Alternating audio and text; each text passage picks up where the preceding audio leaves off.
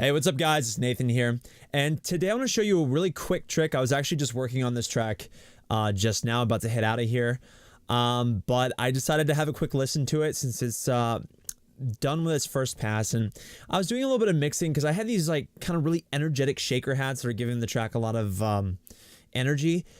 But something about them felt like they were exploring the space of my mix a little too much.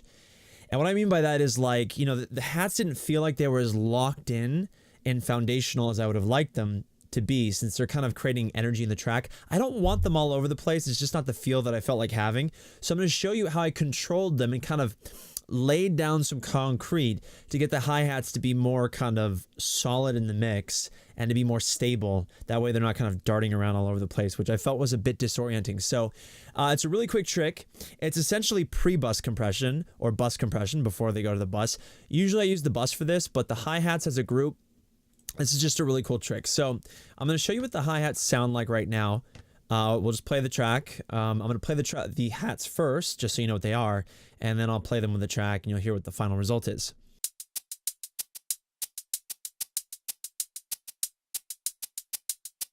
Now, before I show you the really cool trick, I'll show you another cool trick. This is something I do on almost all my hats for some reason, just because they're recorded in other people's systems and there's some weird shit happening in the top end, usually around 16K plus.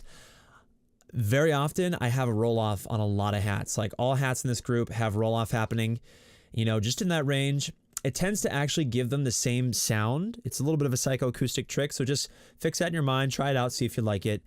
But let's play these in the track for you so you can hear what they sound like. We'll just play we'll play right here before they come in, and then you can hear the hats kind of in their totality.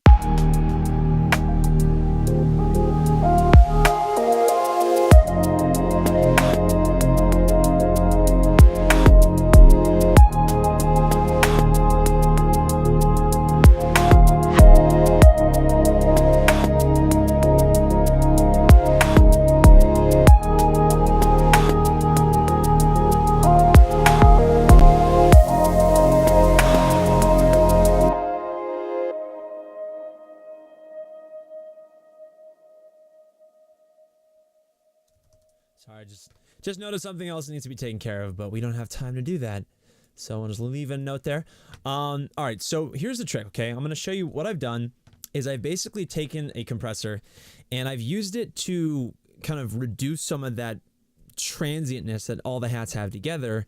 And I'm actually using it more as a bus compressor. What it's doing is it's taking all these different hi-hat layers that I have working together, because there's 3 of them that are coming together to create that chugging sound. So this is layer 1. This is layer 2. This is layer 3. And then you add them together.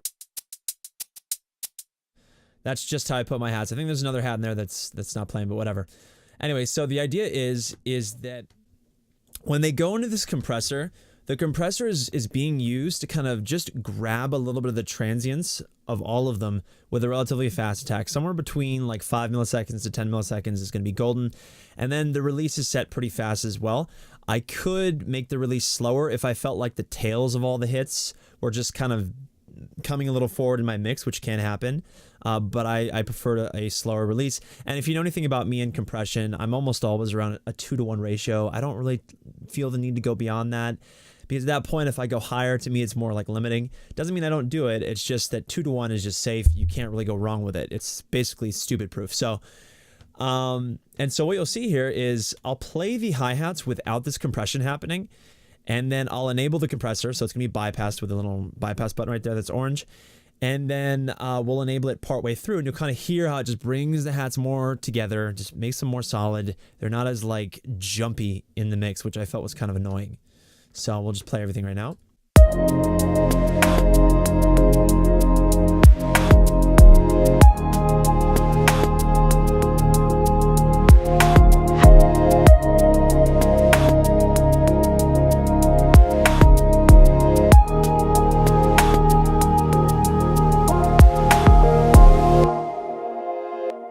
And that's the effect I'm talking about, is like I'm writing a book on this right now. It's basically pocket compression, or people call it mixing in the pocket with EQ. But since I'm using a compressor to create a pocket or a dynamic pocket where everything has like self-similarity, the idea is that the hi-hats before, because they're sort of different levels, you know, you can't really do that by hand unless you're like an artist that's totally like OCD about it. For me, I'm lazy. The easier way is to just group them all together and then have a compressor kind of keeping them all in the same kind of elastic balloon of energetic freedom. Because when the compressor is not on, you have hi-hats that feel like they're a little bit closer, other ones that seem kind of like they're in the back, sort of like darting all over the place. I might do like a final like touch where I take a stereo widener, probably Waves S1, make them a little bit more narrow, which we can try right now. But the idea is that it just sounds more solid. They're just designed to give movement and rhythm to the track, so I'm not going to sit here like letting them explore the track, which could be cool, by the way. You're not going to do this all the time.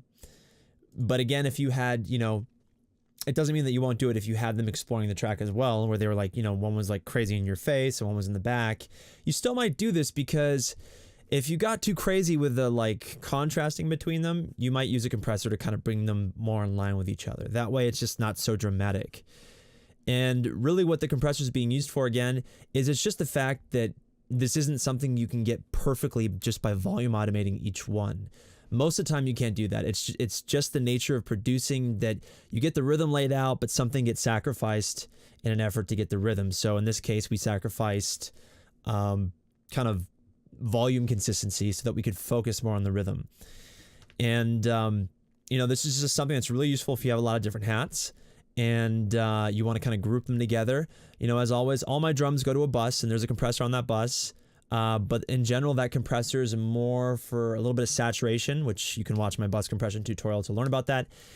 I don't like to use that compressor very heavily, so I have a pre-group right here where they're being compressed, and then they're just all being sent to the same reverb to give them the same room. And as you saw me put a note in there, that reverb is actually too bright. Simple solution for that is a low pass, but I'm not going to do that right now.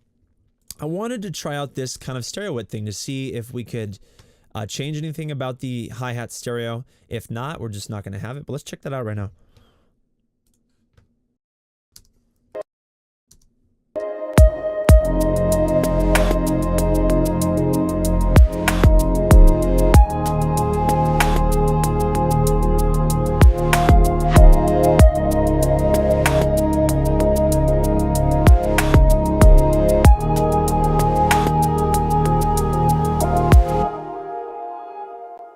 So that doesn't work. What would need to happen is I would need to go into each hi-hat separately and then control the width of each one, because one of them is kind of like going a little bit wider than the rest, and I actually like the sound of that. That's just a personal thing. So again, you know, mixing, you're not always following the same rules in the same exact way, but you tend to find that what you did at one level will actually tend to exist at another level if you didn't do it at like the first one. So it's the same rule, it's just being just happening in different places, because there's multiple ways you can get to the same result. There is no right way, it's just the way that sounds best. And you know, when you're learning this stuff, oftentimes you can get on the road of thinking that there's a rule that you have to follow.